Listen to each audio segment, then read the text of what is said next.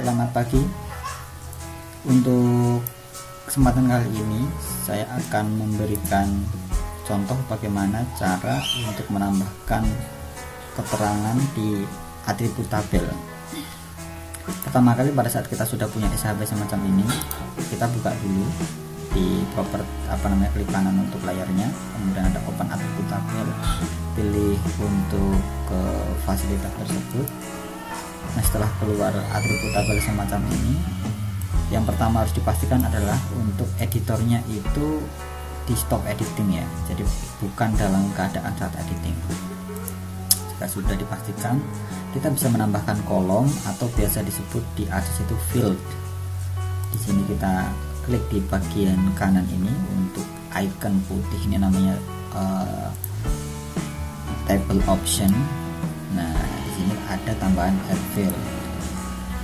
Nah, kemudian kita tambahkan misalkan keterangan.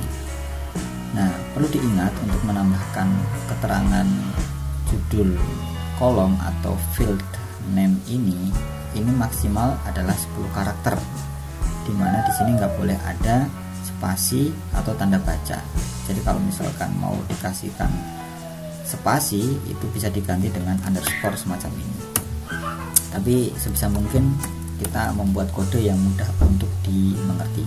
Kemudian tipenya di sini ada beberapa pilihan, ada short, long, float, double, text, sama date. Namanya yang akan dipilih. Untuk 4 di atas ini semua terkait dengan angka ya. Ada matematis, unsur matematis di sini, ada penambahan, penyimpulan dan seterusnya. Kemudian untuk teks di sini untuk penambahan narasi. Di sini misalkan kita tambahkan teks ya, keterangan, karena keterangan ini bisa kita kasih dengan teks di sini. Jadi ini jumlah karakter untuk di properties yang akan bisa diisi dalam setiap selnya itu dibatasi 50. Ini defaultnya, kita bisa tambahkan, bisa kurangi juga sesuai dengan kebutuhan. Misalnya kita sesuaikan apa adanya ya, 50. Oke, keterangan. Nah, di sini sudah kita tambahkan field attribute. Nah, untuk menambahkan tiap informasi di setiap selnya di sini itu bisa kita lakukan dengan beberapa cara. Salah satu caranya adalah kita menambahkan di sini keterangan, yaitu dengan paling gampang editor di sini kita start editing dulu. Atau misalkan layarnya banyak, kita bisa pilih klik kanan kemudian editing. Untuk spesifik di satu layer, start editing, kemudian kita tambahkan keterangan. Misalkan di sini ada komoditi utama padi, misalkan semacam itu. Kalau misalkan sudah diisi semua, kita bisa stop editing. Saya menambahkan keterangan yang matematis dan kita ingin menambahkan secara otomatis menggunakan fasilitas yang ada di dalam ArcGIS ini terkait dengan luas, kemudian keliling dan seterusnya. Kita bisa tambahkan di sini misalkan luas hektar. Nah, kita bisa pakai double di sini. Kenapa demikian? Nah, untuk mendapatkan unsur-unsur matematis geometri semacam ini harus dalam kondisi proyeksi UTM ya. Nah, UTM sama non UTM misalkan geografis itu dibahas di bagian yang lain.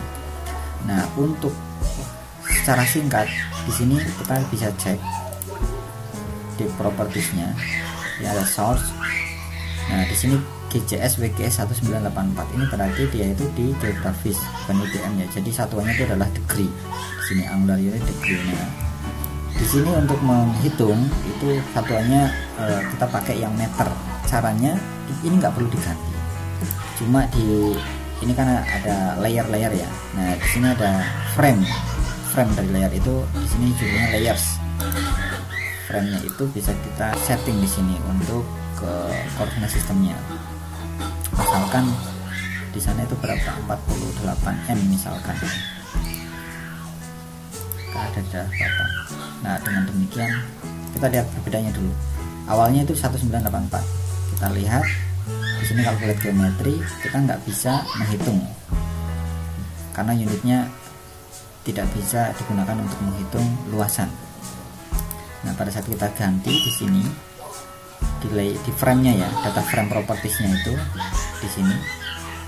Nah, jadi sesuai dengan zona UTM-nya ada di mana.